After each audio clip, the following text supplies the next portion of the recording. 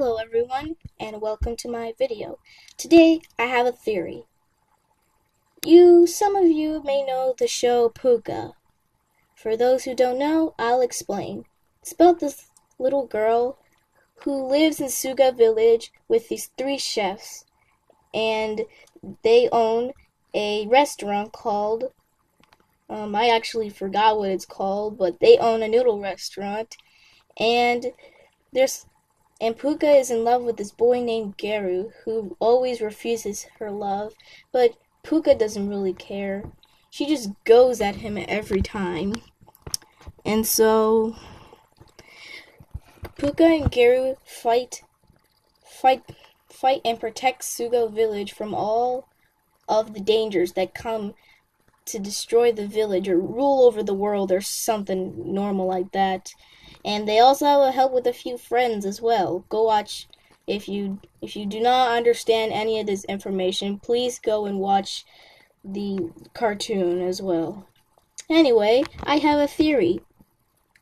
Now, I would like to share with all of you a theory. Pucca is a yandere. Let me explain. For those who don't know what a yandere is and been living underneath a rock, a yandere is a person who looks innocent and sweet and kind to the person they love, but on the inside, they really are a monster or a murderer, whatever you people want to call it. Now, I know what you fans have been saying. Oh, Pucca isn't like that. She's just trying to win Garu, and Garu is like her senpai. She's nothing like yandere. She's nothing like a yandere. Well,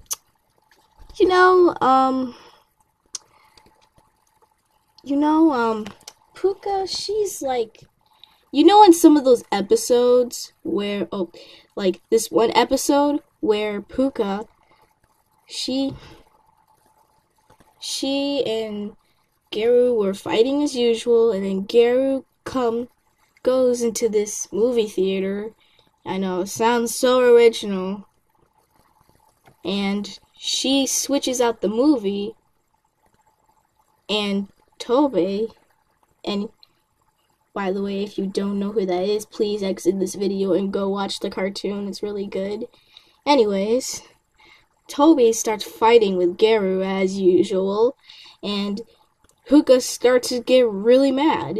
And then Pucca just storms right into the movie theater where Garu's just hanging out with his friends. And then Pucca just takes him and just ties him up in a chair and then leans against him and then kisses him, and that's the end of the episode. Now, I know some of you fans are still triggered, like, oh, Pucca would never do anything like that. Well, you guys know Tobe, right? So, you know how every time that Tobe fights Pucca and he hurts quote unquote Pucca senpai, we're going to call Garu, and he fights with him, and like any other person, she would go rescue him. Like when he's extremely weak, he has bruises all over his body and he's about to die. Pucca storms in with her, I don't know how to call it, but you can just call it powers, since she's a god, since she's like a god or something, and just fights Tobe to the death. And that's an example of a yandere. Now, a yandere can be a lot of people, a lot of different things. Yandere can be crazy, but Pucca is a different yandere. Oh no. Pucca is like a yandere from the other side.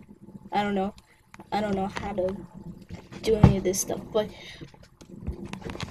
there was this one episode that's a great example.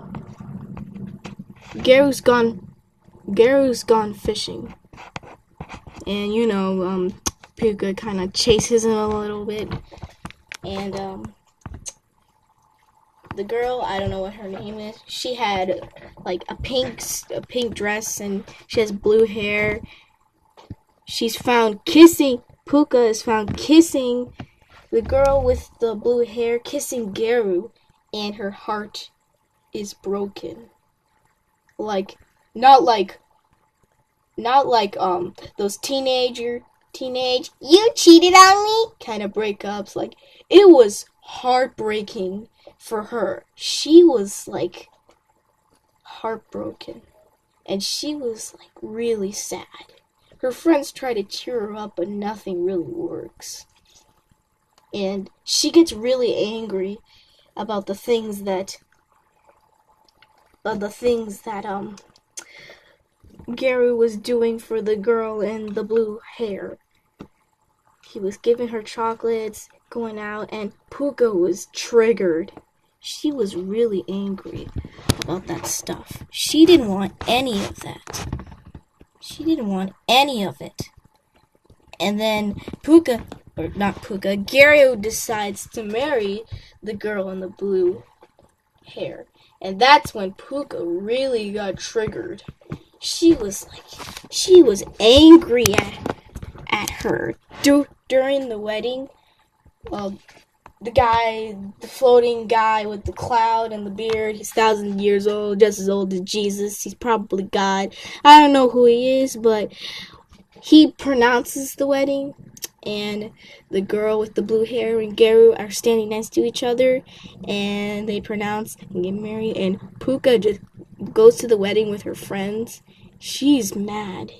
Like, not even close to yandere mad. She's angry. Say it with me. Angry at the girl in the blue hair. She got so angry that she literally was like stomping her way through the aisles, and they were both fighting. She uses her secret powers and just turns into a tornado. She just goes Super Saiyan and just flings the girl in a blue dress all the way to the sky. And I'm probably pretty sure you fans are like, oh my gosh, that's so original. Like, Pucca would, oh my god, stop. That is a great example. The girl in the blue hair just gets flinged all the way, and she says, I'll catch you next time. Like any other supervillain. And in reality, it turns out to be, if you do not like spoilers, please cover your ears. The Nala, I think that's his name. And he's actually the one who tried to marry her, and I wasn't that triggered. I was pretty safe. I was relieved. And that is the best example that Pucca is, in fact, a yandere. Well, I'll talk about more proof. She fights, I'll say more proof. She gets angry really easily, just like a yandere would, and, well, I don't know what to say. This theory is just too much. This is just, you know what? Hands down, final resort. Results. For all the things I've talked about,